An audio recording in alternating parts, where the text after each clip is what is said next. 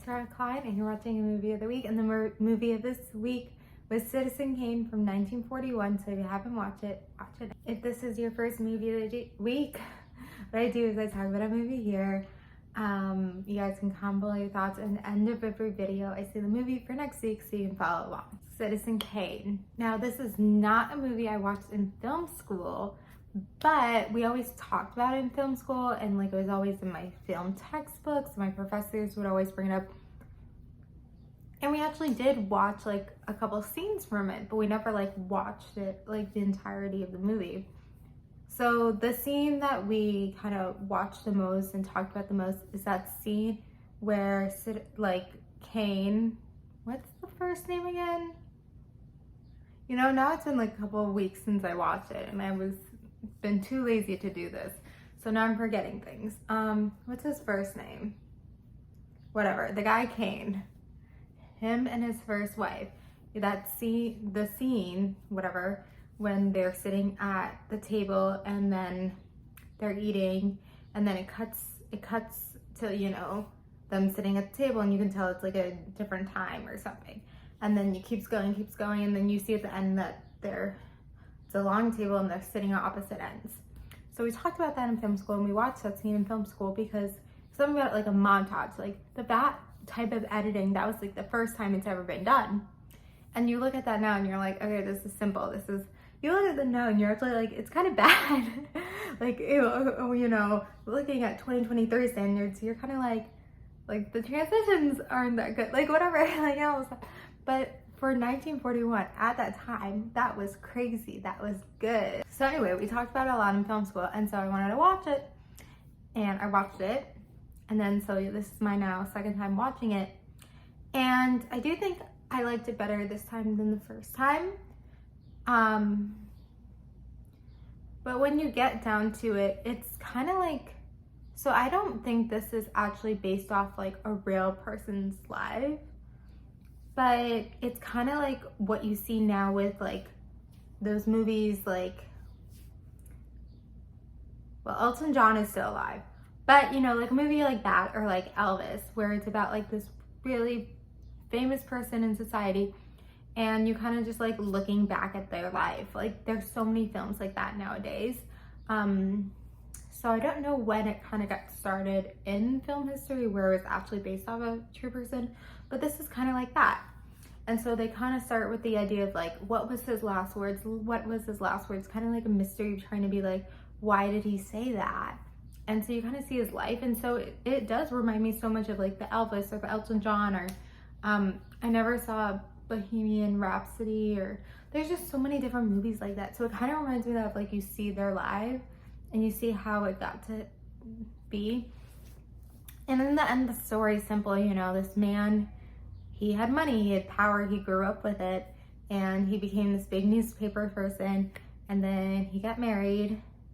They thought he was gonna be president, and then he fell in love with someone else, and then he got married to that person, and then he died. Did anything else crazy happen? I really don't remember. Like when you think about it, like that was the story. What? It was just simple. When you see that movie nowadays and you compare it to movies nowadays, and I talk about this with like Thelma and Louise, and I talk about this with other movies that were from the 20th century, like when you compare that to movies nowadays, you know, if it came out now, 2022, 2023, like it wouldn't have done it so well. People wouldn't care that much.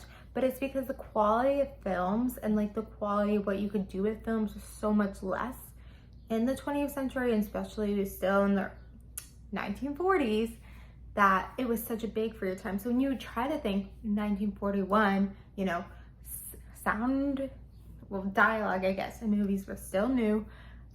We still were using black and white, as you can see from this movie. I think it was in black and white. Am I going crazy? And it wasn't. But yeah, it was, you're like, wow, this is a really good movie for that time. Like that is like a big blockbuster movie like Elvis now. Like this is amazing for a time and what they were able to do. And like, you're like, wow, the production value, not the quality, but the production value, like all the sets and everything, and like whatever else, like it was, I mean, I just remember that his second wife was a singer or something. This wasn't based off a true person, right? If it was, I apologize.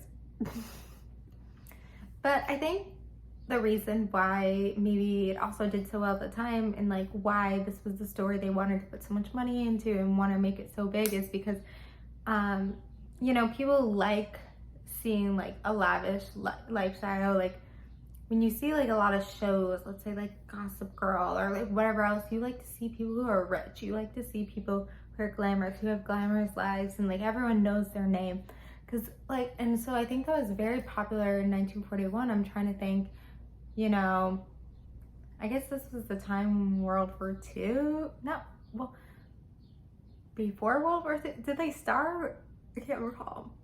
But anyway, it was like at the time where it's like you want hopefulness, you want, you know, freedom and being rich and stuff. And so I think someone, whoever it was, pitched this idea and they just kind of ran with it and put everything into it and try to distract people with movies. I don't know. But you know, this is a classic movie that I am still surprised we never watched in film school, and I think it is a movie a lot of people do see in film school, and I think it is a classic movie. And you know, like we talk about classic movies here, and I feel like this is a classic movie that like deserves to be called a classic movie and people should watch. Those are all my comments and feelings. You know, in the end, like when you critique movies from a long time ago, it's hard to like look at it in the same lens, and you have to really put on a different type of lens. So there you go. Anyway, the movie for next week is Dirty Dancing. It's either 1979 or 1989, one of those years. But you know what movie I'm talking about. It's Dirty Dancing. So comment below your thoughts about Citizen Kane and watch Dirty Dancing for next week. Thank you guys for watching. Like, comment, subscribe, and bye.